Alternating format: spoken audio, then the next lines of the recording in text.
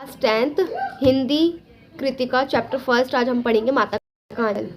नाम से ही पता चल रहा होगा माता का आंचल कि किसके ऊपर ये कहानी होगी। ठीक है, क्या इसमें बताया गया होगा। ठीक है, तो हम इसमें कुछ मुख्य चीज़ पढ़ेंगे। पूरी तो रीड नहीं कराऊंगी आपको, या आपको एक बार खुद ही रीड करनी पड़ेगी।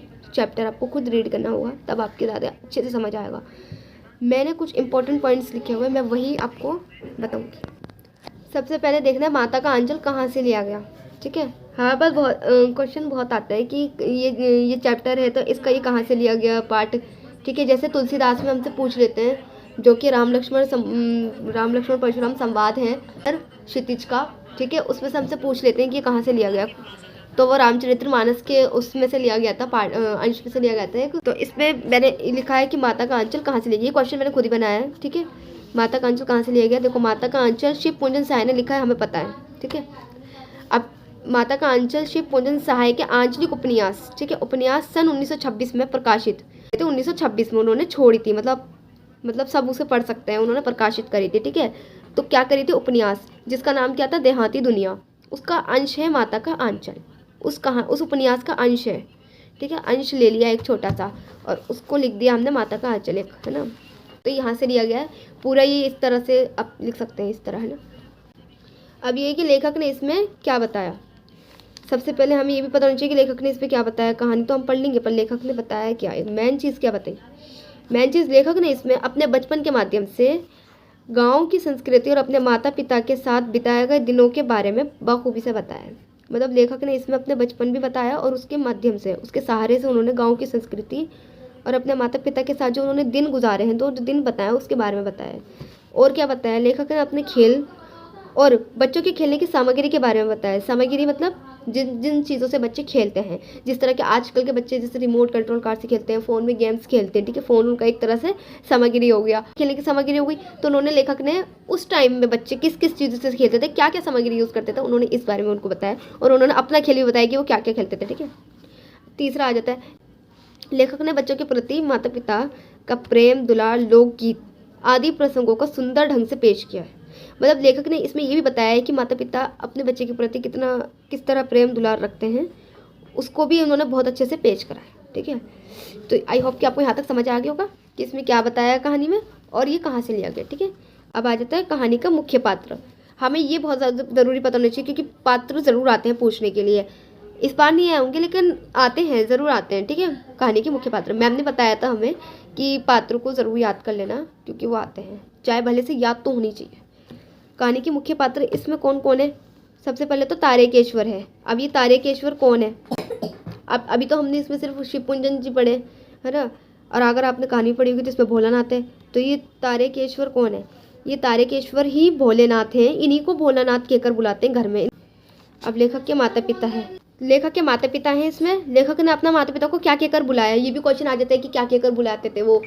तो लेखक अपने पिता को जो है वो बाबूजी कहते थे और माता को जो है वो मैया कहती थी। ठीक है, अब इसमें आ जाते हैं लेखक के दोस्त। लेखक के दोस्त कौन थे, बेजू और अन्य मित्र मंडली थे। ठीक है, अब आ जाते हैं लेखक के गांव में मसून तिवारी कौन था। अगर आपने चैप्टर पढ़ा होगा तो उसमें एक बूढ़ा मसून तिवारी का जिक्र आया होगा।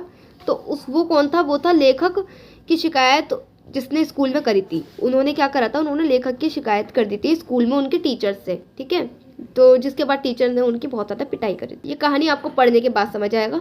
मैं मेन चीज़ बता रही हूँ कि बूढ़ा मसून कौन था। ठीक है, ये सब बता रही हूँ। लेखक के गुरु कौन थे, जो शरारत करने पर लेखक की पिटाई करते थे। ठीक है, अब भोलानाथ का अधिकतर समय कहाँ गुजरता था, ज़्यादातर समय भोलानाथ का कहाँ गुजरता था।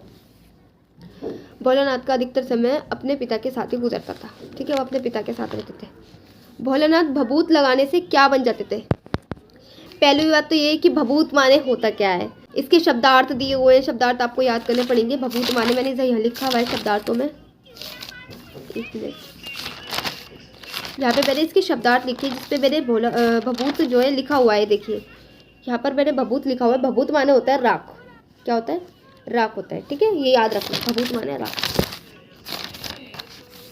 तो अब देखते हैं भोलानाथ भभूत लगाने से क्या लगते थे, क्या बन जाते थे। तो भभूत लगाकर भोलानाथ बम भोला बन जाते थे। ठीक है, अब दूसरा देखते हैं, पिताजी का भोलानाथ के प्रति प्रेम। बहुत आता है ये पूछ ही लेते हैं, या तो माता का पूछ लेते हैं या तो पिता का पूछ लेते हैं कि किस तरह उनका उनके प्रति किस तरह प्रेम था भोलेनाथ जी का, या फिर भोलेनाथ के प्रति उनका किस तरह प्रेम था। ठीक है, तो देखो यहाँ पे मैंने लिखा है, पूजा पूरी होने के बाद उनके पिता जी अपने रामनामा बही पर हजार बार राम लिखते थे। 500 बार कागज के छोटे छोटे टुकड़ों पर राम लिखकर आटे की गोलियों में लपेटते और उन गोलियों को लेकर गंगा जी की ओर चल पड़ते। देखिए अभी यहाँ पर ये प्रेम नहीं आ रहा, अभी यहाँ पर सिर्फ वो बता रहे हैं, अभी शुरू होगा यहाँ पर तो एक चीज़ स्टार्टिंग कर दी यहाँ पर। ठीक है, अब देखिए इसके बाद की लाइन ये थी कि वो जो गोलियां आटे की बनाते थे छोटी छोटी, वो गंगा जाकर मछलियों को खिला देते थे। ठीक है, मैंने इसलिए बता दिया, आपको याद है। अब यहाँ से शुरू होगा, पिताजी गंगा से वापस आते समय भोलानाथ को पेड़ों की डालों पर झूला झुलाते थे।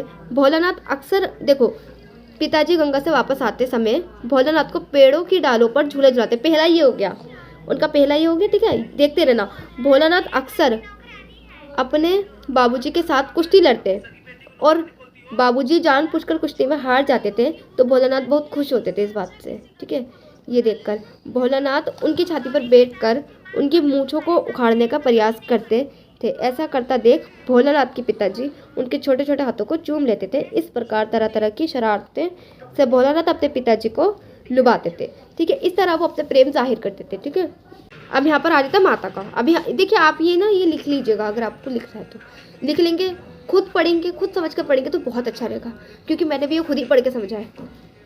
अब मैं दूसरा पढ़ती हूँ यहाँ पर, माँ का भोलेनाथ के प्रति स्नेह मतलब प्रेम। ठीक है, भोलेनाथ के पिता उसे अपने हाथों से दाल भात खिलाते थे, परंतु माँ कहाँ संतुष्टि मिलती थी, माँ को कहाँ संतुष्टि मिलती थी, माँ तो संतुष्ट माने तसल्ली। ठीक है, तसल्ली नहीं मिलती थी उनको। ठीक है, कि भाई उनको इस चीज़ से तसल्ली नहीं मिलती थी कि भोलानाथ ने खाना खा लिया। अब देखो माँ अक्सर पिता से कहती थी कि तुम थोड़ा थोड़ा खिलाते हो, इससे उसका मन भर जाता है परंतु पेट नहीं भरता। लेकिन परंतु का मान यहाँ पे लेकिन होता है, तो लेकिन उसका पेट नहीं भरता। माँ तरह तरह की चिड़ियों के नाम लेकर भोलानाथ को खाना खिलाती थी। ठीक है, चिड़ियों के नाम लेकर, मतलब जैसे बच्चों को बहलाकर खिलाते हैं। अब माँ का मन करता था कि किसी तरह बच्चा अधिक खाना खा ले। ठीक है, किसी तरह बच्चा खा ले। माँ तरह तरह की बातें बनाकर दाल भात भोलानाथ को खिलाती थी। उनके मना करने के बाद भी जब भोलानाथ मना करते थे तब माँ उन्हें बड़े प्यार से तोता, मैना, कबूतर, हंस, मोर आदि के बनावटी नामों से टुकड़े बनाकर उन्हें खिलाती थी। मतलब ये क्यों, अब ये क्वेश्चन आ जाएगा कि भाई भोलानाथ की जो माता थी वो उन्हें किस नाम से उन्हें खाना खिलाती थी, क्या कि किस चीज़ से वो लुभाती थी। तो देखिए यहाँ पे लिखा है, वे उन्हें जब उन्हें मना करती थी, जब वो भोलानाथ उन्हें मना करते थे तो वो उन्हें बड़े प्यार से तोता, मैना, कबूतर, हंस, मोर आदि के बनावटी नामों से, मतलब ये बोलती रहती थी और टुकड़े बनाती रहती थी और उनको खिलाती रहती थी। ठीक है, अब यहाँ पे आ जाता है भोलेनाथ का मित्र मंडली के साथ खेलना। ठीक है, जो उनके मित्र थे, हमने उनके बारे में बात कर ली, उनके माता और पिता के बारे में। अब हम उनके मित्र के बारे में बात करेंगे, उनके खेल के बारे में बात करेंगे। ठीक है, भोलानाथ रोते हुए जब भी बाहर आते थे, यहाँ पे रोने का तात्पर्य ये है कि जब भोलानाथ खाना खाकर बाहर जाते थे तो उनके जो माता थी उन्हें पकड़कर उनको उनके बालों में रोते हुए, जब वो रो रहे होते थे बालों में तेल लगाती और उनकी जटाएं बांध देती और उनको टोपी कुर्ता पहना देती अच्छे से और तैयार करके फिर भेजती थी। तो वो बाहर आते थे रोते हुए। तो जब वो बाहर आते थे तो वह अपने मित्र साथियों को देखकर सब कुछ भूल जाते थे कि भाई माता ने मेरे को जटाएं बांध दी है, फिर ऐसा कुछ करा है, वो ऐसे भूल जाते थे, वो खेल में लग जाते थे। ठीक है, जैसा अक्सर बच्चा करता है, अगर घर पे भी आपने प्रैक्टिकल देखा होगा इस बारे में। भोलेनाथ अपने मित्रों के साथ मिलकर घर के चबूतरों पर तरह तरह के नाटक देखा करते थे। देखिए चबूतरा क्या होता है, चबूतरा जैसे गांव में कोई एक जैसे जगह है, उसमें जो ज़मीन है उस पर पत्थर या फिर ईंट गोल चिनाई करके कुछ ऊंचा बना दो जैसे, और उस पर छाँव जैसे पेड़, पीपल पेड़, बरगद पेड़, नीम का पेड़ हो जाता है ना इत्यादि, मतलब आ जाते हैं तो उसे मतलब लगा दिया जाता है, जिसे उसी चबूतरा कहते हैं। ठीक है, तो एक तरह से अब आप इमेजिनेट कर सकते हैं कि वो, आप एक बार कल्पना कर सकते हैं कि वो कैसे कहते हैं। तो चबूतरा आप समझ गए कैसे हो गया ना। ठीक है, चबूतरा है ना, तो वो चबूतरे के जो चबूतरे होते हैं पर चबूतरों पर तरह तरह के नाटक देखा करते थे। किस तरह के नाटक देखा करते थे, ये भी बात है, किस तरह के नाटक, है ना। देखो कभी वह मिठाइयों की दुकान लगाते हैं, जैसे बच्चे खिलौने वगैरह से खेलते हैं ना, तो जैसे कभी वो मिठाइयों की दुकान लगाते हैं। अब उस दुकान में क्या होता है, ढेली के लड्डू होते हैं।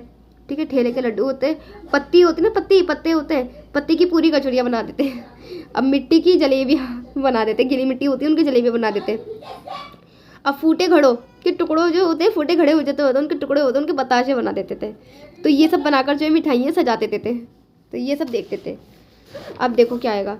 कभी कभी वो वहाँ घरौंदरा बनाते थे, धूल की मेड़ की दीवार बनती थी और तिनकों का छप्पर बना देते थे, दंतुन के खम्भे बना देते थे, रियास लाई की पेटियों की जो होती थी उनके किवाड़ बना देते थे, घड़े के जो मुआड़ होते थे, आगे के जो हिस्से होते उनका चूल्हा चक्की बना देते थे, और दिए की क्या बना देते थे, कढ़ाई। अब बाबूजी की पूजा वाली आचमनी कलछी बनती थी। ये लिख लेना, ये लिख कर याद हो जाएगा आपको, ठीक है। अब देखिए क्या खाने में क्या बनता था, पानी की घी बन जाता था, धूल की पिसान और बालू की चीनी से भोज तैयार किया जाता था। अब यहाँ पर आ जाता है माता का आंचल पाठ का उद्देश्य। देखिए सब कुछ हो गया, सब कुछ हमने पढ़ लिया, अब उद्देश्य भी तो होगा कोई हमारा। उद्देश्य देखो, हमारे इतनी सारी चीज़ें पढ़ी। अब अगर आप उसकी सामग्री लिखो, अगर आप उसका उद्देश्य लिखोगे तो आप ये तो लिखोगे ना कि भाई बच्चों जो है माता का आंचल में ये दिखाया गया है कि माता किस तरह प्यार करती है, पिता किस तरह प्यार करते हैं, और किस तरह से बच्चे खेलते हैं, किन किन सामग्री से बच्चे खेलते हैं, ठीक है।